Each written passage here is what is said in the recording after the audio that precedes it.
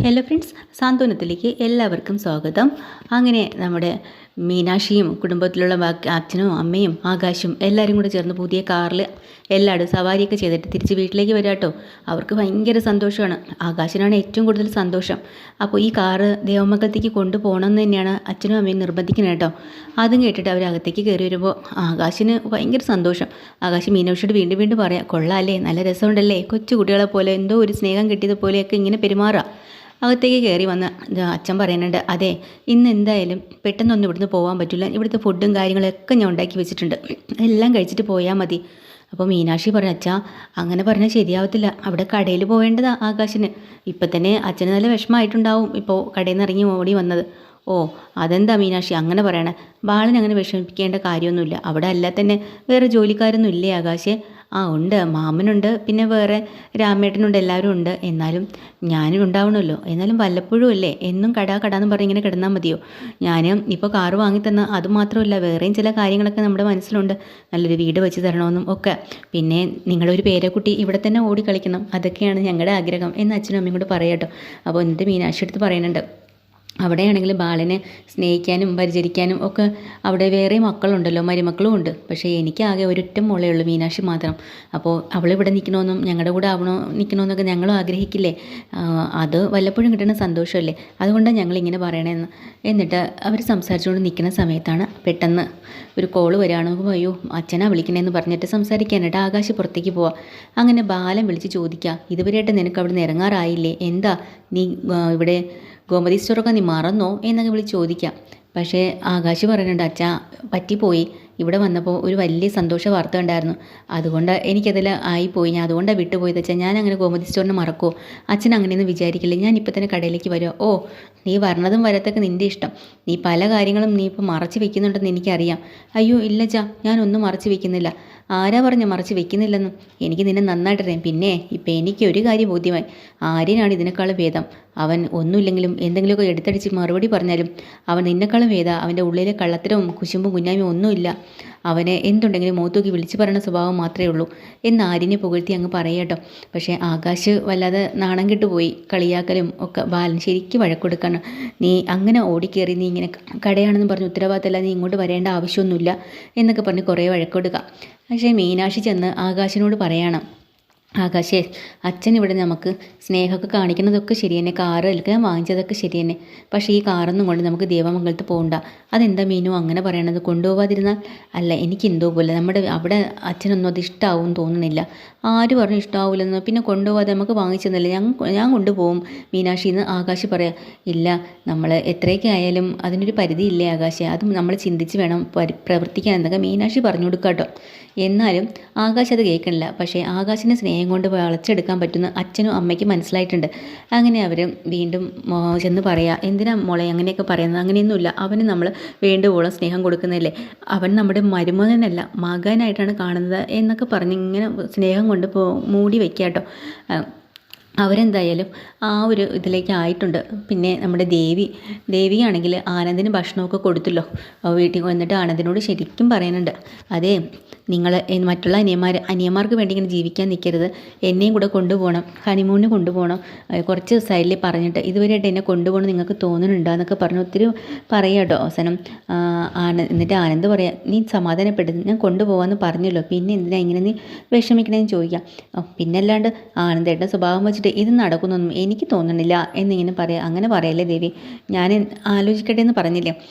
അത് മാത്രമല്ല ആര്യൻ്റെയും ഇവിടെ മിത്രയുടെയും കാര്യം അറിയാമല്ലോ, നോക്കിക്കോ, അത് ഞാൻ എല്ലാം കണ്ടുപിടിച്ചിരിക്കും എന്നൊക്കെ പറഞ്ഞവള. അപ്പോൾ അതുപോലെ തന്നെ ഓരോ കുറ്റപ്പെടുത്തലുകൾ കേട്ടോ ആനന്ദിൻ്റെ അടുത്ത്. ആനന്ദാണെങ്കിൽ ക്ഷമ നശിച്ചിരിക്കുകയാണ്. അതിനിടയിൽ കൂടെ പറയാം, എന്നെ അല്ലെങ്കിലും ആനന്ദേട്ടന് എൻ്റെ കാര്യങ്ങൾ പലതും ഓർമ്മയില്ല, ഞാൻ കിടന്ന് കഷ്ടപ്പെടുന്നത് വെറുതെ, എനിക്ക് എന്നെ എന്നും പറഞ്ഞുകൊണ്ട് ഒരു സ്നേഹം എൻ്റെ അടുത്ത് ഇല്ലേ എന്നൊക്കെ പറയാം കേട്ടോ.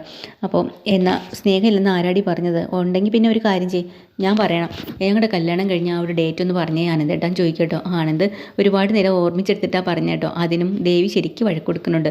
ഇതൊന്നും ഒരു ഓർമ്മയില്ല, ആനന്ദേട്ടൻ്റെ കാര്യം മാത്രമേ ഉള്ളൂ, എൻ്റെ കാര്യങ്ങളൊന്നും ഒരു ചിന്തയില്ല എന്നൊക്കെ പറഞ്ഞ് വഴക്ക് കൊടുക്കുക. ഇതിനിടെ കൂടെ പെട്ടെന്ന് ആഹാരം കഴിച്ചിട്ട് ആനന്ദ് എണീറ്റ് പോകുമ്പോൾ അതിനും വഴക്കായി. എപ്പോഴും വന്നു കഴിഞ്ഞാൽ ഒരല്പമെങ്കിലും ദേവി കഴിക്കുക, അല്ലെങ്കിൽ ഒരു ഉരുള എൻ്റെ വായിൽ വെച്ച് തരുമൊക്കെ ചെയ്യുമല്ലേ. ഇപ്പോൾ ദേ ഒന്ന് ചോദിക്കാണ്ട് എണീറ്റ് പോകുന്നു. അതാ പറയണേ, അങ്ങനെയൊന്നും ഇല്ലടി, അത് പെട്ടെന്ന് അങ്ങനെ ഞാൻ ഓർത്തില്ല, അതുകൊണ്ടാണ് എന്നൊക്കെ പറഞ്ഞ് അവർ അങ്ങനെ ദേവി നേരെ അവിടെ നിന്ന് ചെല്ലുന്നത് സ്വന്തം വീട്ടിലേക്കാട്ടോ. അവിടെ ചെന്ന് അമ്മയോട് പറയണുണ്ട്, ശ്രീകലയോട്, അമ്മേ എൻ്റെ ഇപ്പം അവിടുത്തെ കാര്യം വലിയ കഷ്ടത്തിലാണ്. അപ്പോൾ ചോദിക്കുക, അവിടെ ഇത്രയും ഒക്കെ സുഖമായിട്ടിരിക്കണോ? ഓ, അവരുടെ പ്രശ്നങ്ങൾ അങ്ങനെ ഒരു വശത്തൂടെ പോകണുണ്ടമ്മേ. പോരാനായിട്ട് ആകാശ് ഇപ്പം അവർ ഭാര്യ വീട്ടിൽ തന്നെ, ആ ഭാര്യ വീട്ടിലാണ് മിക്കവാറും പോവാറുണ്ട് വരാറുണ്ട്. എന്താ അവൻ പോയാലെന്താ, ഭാര്യ വീട്ടിൽ നിന്ന് എന്തൊക്കെ സാധനങ്ങൾ അവർക്ക് കിട്ടണമെന്നറിയോ, അത് അവൻ്റെ ഒരു ഭാഗ്യം. എൻ്റെ ആനന്ദേട്ടന് എന്ത് കിട്ടാനാ, ഞാനേ ഇവിടെ നിന്ന് ഒന്നും കൊണ്ടുകൊടുക്കാൻ ഇല്ലല്ലോ അമ്മേ. അതുകൊണ്ട് തന്നെ അവിടെ എല്ലാവരോടും പറഞ്ഞിരിക്കണേ എന്താണെന്നറിയോ, എന്തിനാ ഇങ്ങനെ എപ്പോഴും ഭാര്യ വീട്ടിൽ ചെന്ന് കിടക്കണം, നാണമില്ലേ, അത് വല്ല കുറച്ചിലല്ലേ എന്നൊക്കെയാണ് ഇങ്ങനെ ഞാൻ പറഞ്ഞു വെച്ചിരിക്കണം. അങ്ങനെയെങ്കിലും എനിക്ക് ഈ തടി രക്ഷപ്പെട്ടല്ലേ പറ്റൂ. ഇവിടെ കൊടുക്കാൻ ഒരു നയ്യാ പൈസ പോലും ഇല്ലയെന്നുള്ള കാര്യം എനിക്കല്ലേ അറിയാവുള്ളൂ. അപ്പോൾ ശ്രീകല പറയാം, എടി നീ ഒന്ന് സമാധാനപ്പെടുക, നീ അങ്ങനെയൊക്കെ തന്നെ പിടിച്ച് നിന്നാൽ മതി, നമുക്ക് വേറൊന്നും വേണ്ട. പിന്നെ അവർ ഭാര്യ വീട്ടിൽ നിന്ന് അത് ഇത് കിട്ടുന്നൊന്നും പറഞ്ഞുകൊണ്ടേ നീ ഇങ്ങോട്ട് തുള്ളാനൊന്നും നിൽക്കേണ്ട ആവശ്യമില്ല. നീ അങ്ങനെ തന്നെ പറഞ്ഞാൽ മതി, അതൊരു കുറ്റപ്പെടുത്തലായിട്ട് മോശമായിട്ടും അങ്ങ് പറഞ്ഞു കൊടുത്തേരെ, ഒരു കുഴപ്പമില്ലെന്ന് പറയാം. ശരി, എന്നാൽ പിന്നെ അങ്ങനെയൊക്കെ തന്നെ ആവട്ടെ. ഒരു കാര്യം ചെയ്ത് നീ ഇവിടം വരെ വന്നേല്ലേ, ഫുഡ് കഴിക്കാം, ഞാൻ എല്ലാം എടുത്ത് വയ്ക്കാം.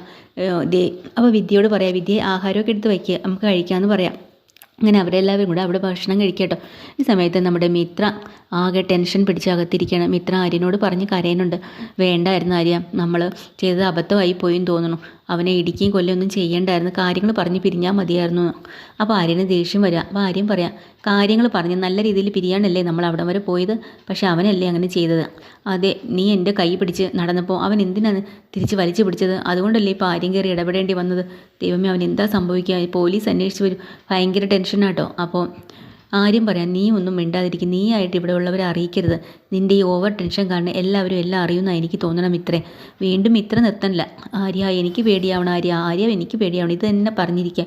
അവസാനം ആര്യൻ അങ്ങ് ദേഷ്യം വന്നിട്ട് ചാടി എണീറ്റ് പറയാം, എന്താ നിനക്ക് വേണ്ടത്, ഇപ്പോൾ എല്ലാവരോടും എല്ലാം പറയണോ, അതോ മിഥുനോട് ഞാൻ പോയി ഉടക്കിയത് ശരിയല്ല എന്നാണോ നീ പറയണത്? അപ്പോൾ ഒരു കാര്യം ചെയ്താൽ മതിയായിരുന്നല്ലോ, നീ ഈ കാര്യങ്ങളൊന്നും എന്നോട് പറയണ്ടായിരുന്നല്ലോ. നിൻ്റെ പഴയ പ്രണയത്തിന് അങ്ങ് സമ്മതിച്ചെന്ന് നിങ്ങളെ ഞാൻ ഒരുമിച്ചങ്ങ് വിട്ടേക്കായിരുന്നു അല്ലേ, അത് മതിയോ നിനക്ക്? പിന്നെ അവൻ കൊടൈക്കനാലിൽ നിന്നെ കയ്യും പിടിച്ച് പോകണം ഞാൻ നോക്കി നിൽക്കണമെന്നാണോ നീ പറയണത് എന്നൊക്കെ പറഞ്ഞ് അങ്ങോട്ട് കുറേ വഴക്കൊടുത്തിട്ടോ. അപ്പോൾ ഉടനെ തന്നെ മിത്രയ്ക്ക് സഹിക്കാൻ പറ്റില്ല, മിത്ര പൊട്ടിക്കരയാൻ തുടങ്ങി. അവിടെ ചെന്നിരിക്കുകയാണ്. അപ്പോൾ തന്നെ ആര്യം പോയി സമാധാനപ്പെടുത്തി, മിത്രേ നീ കരയല്ലേ, നീ ഇങ്ങനെയൊക്കെ പറഞ്ഞാൽ പിന്നെ എനിക്ക് ദേഷ്യം വരില്ലേ, പിന്നല്ലാണ്ട് ഞാൻ എന്ത് ചെയ്യാൻ, നമുക്ക് ജനിച്ചു പോയി ജീവിക്കണ്ടേ. അപ്പോൾ മിത്ര പറയാണ്. അപ്പോൾ തന്നെ ആര്യം പറയാം വീണ്ടും, നീ എന്നോട് മിഥുൻ്റെ കാര്യങ്ങളെല്ലാം തുറന്ന് പറഞ്ഞില്ലേ, ആ നിമിഷം ഞാൻ തീരുമാനിച്ചത് നീ എൻ്റേത് മാത്രമായിരിക്കുമെന്ന്. നിന്നോട് എനിക്ക് അളവിൽ കൂടുതൽ സ്നേഹം തോന്നി തുടങ്ങുകയും ചെയ്തു, കാരണം എൻ്റെ മനസ്സിൽ നീ മാത്രമായി കഴിഞ്ഞു, നിൻ്റെ മനസ്സിൽ ഞാനേ ഉള്ളൂ എന്ന് എനിക്ക് മനസ്സിലായി. അതോടുകൂടി അപ്പോൾ പിന്നെ നിന്നെ ഞാൻ അവന് വിട്ടുകൊടുക്കണമെന്നാണ് നീ പറയണല്ലേ? അങ്ങനെയല്ല ആര്യ, ഞാനിപ്പം സങ്കടപ്പെടുന്നത് അതുകൊണ്ടല്ല, എങ്ങനെയെങ്കിലും ഇതിനോട് കാര്യങ്ങൾ സംസാരിച്ച് പറഞ്ഞു കഴിഞ്ഞാൽ നമ്മൾ തമ്മിൽ നല്ലൊരു ജീവിതം തുടങ്ങാം, സന്തോഷമായിട്ട് തുടങ്ങാം എന്നും പറഞ്ഞല്ലേ ഇവിടുന്ന് പോയത്. പക്ഷേ തിരിച്ചു വന്നപ്പോൾ എൻ്റെ പ്രതീക്ഷകളെല്ലാം പോരാഞ്ഞിട്ട് ഇനി എൻ്റെ ആര്യൻ്റെ കൂടെ എനിക്ക് സന്തോഷത്തോടു കൂടി ജീവിക്കാൻ പറ്റുമോ? അതും ഇല്ല, എല്ലാം നഷ്ടപ്പെട്ടു എന്നൊരു തോന്നൽ വന്നതുകൊണ്ടാണ് ഞാനിവിടെ ഇരുന്ന് പേടിച്ച് പറഞ്ഞു. അതും എന്നെ തന്നെ സ്വയം ഞാൻ ശപിക്കുമായിരുന്നു, അല്ല ആര്യനെ പറഞ്ഞതല്ല. അത് മനസ്സിലായി മിത്രേ, നീ എന്നെ പറഞ്ഞതല്ല, നീ സ്വയം ശപിച്ച് BP കയറ്റി അസുഖങ്ങൾ വരുത്തി വയ്ക്കല്ലേ.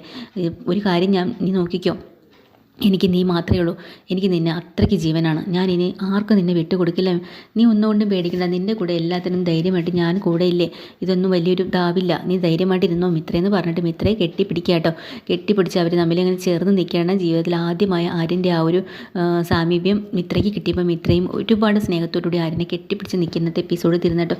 പുതിയൊരു എപ്പിസോഡ് വീണ്ടും വരാം. ചാനൽ ഇഷ്ടമായ ലൈക്ക് ചെയ്യുക, സബ്സ്ക്രൈബ് ചെയ്യുക. Thank you.